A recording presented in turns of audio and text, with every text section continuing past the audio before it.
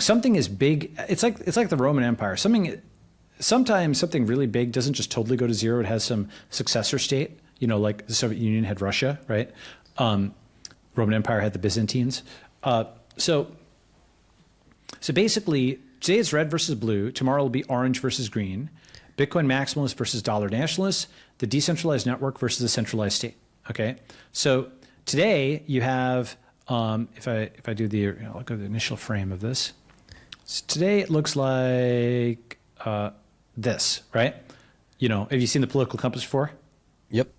Yeah. So this is like the right, and this is the left, and this is the left authoritarian, left libertarian, right authoritarian, right libertarian. Okay. Tomorrow looks like something maybe like this, and that's like RFK Jr. Okay. Mm-hmm.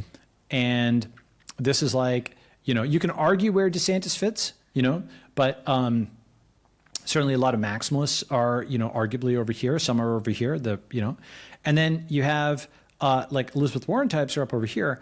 But actually, there's a fair number of like Republican militarists / authoritarians who will, at the end of the day, side with the dollar over Bitcoin.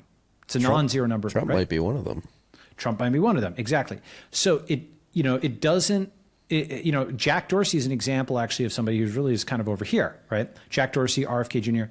Basically, you pick up a bunch of tech founder type people, okay, left libertarians, and you lose some folks who will just reflexively side with the institutions they were born with. Who I understand those people. I'm often sympathetic to those people, but they're like the Soviet conservative. They're somebody who defends the system they were born in, my country, right or wrong. Does that make sense, right? Yep, so, yeah. Now, the other thing about this, which is interesting, is this term, dollar nationalist, actually, I think it communicates a lot in just those two words. Basically, one of my theses is, how in the, and then I'll kind of explain what I think the scenario is where. In 2010, the Arab Spring had happened. Okay, and Twitter and Facebook had been important in that. And so people knew that social media could like overthrow governments and so on, okay? But still, it would still have been considered crazy to say, in 10 years, we're going to have the president of the United States, the most important political issue in the world, is going to be whether the president of the United States can tweet. Right. Okay. That would have still been considered totally crazy. Right. And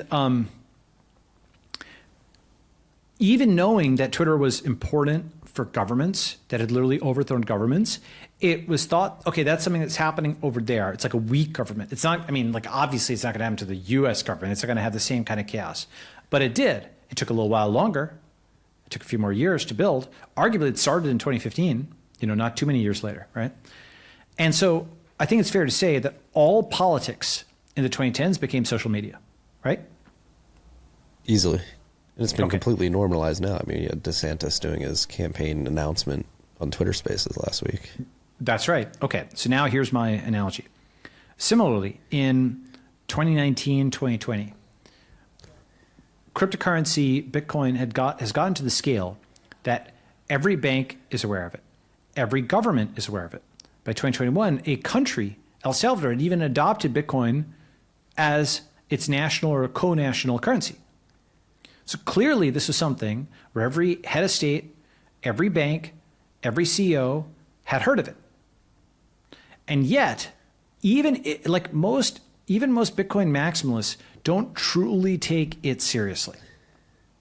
Because to take Bitcoin seriously, and there's still a bunch of things that we need to leap between here and there, and it's a Bitcoin experiment. It could still lose in a few ways, which I'll get to. It's not inevitable. You have to work to make it work, right? But if you, just like the most important thing in 2021 was, could the president tweet? Which was a big leap from 2010. Eventually, the most important thing is going to be, does this government have enough Bitcoin to fund operations? Mm-hmm. Okay. Like if the price actually does rise. Hey, do you still have your Bitcoin on an exchange?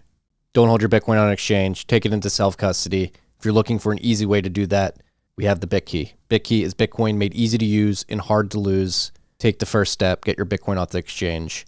Check out the link in the show notes. That'll get you 20% off your BitKey, or use the code TFTC20 at checkout. You know, they do devalue the dollar with the digital devaluation of the dollar. Things start to get really real. And a good precursor for that is thinking about what happened with Twitter. So long as Twitter and Facebook were just toys, right? Because it's always a fad, a bubble, nobody cares, blah, blah. And in fact, you know, through the early 2010s, they were basically dismissed in this way, okay? Even as people were using them more and more, right? But after they became important electorally, because it's really Twitter that elected Trump. Twitter elected Bolsonaro. Twitter elected Orban.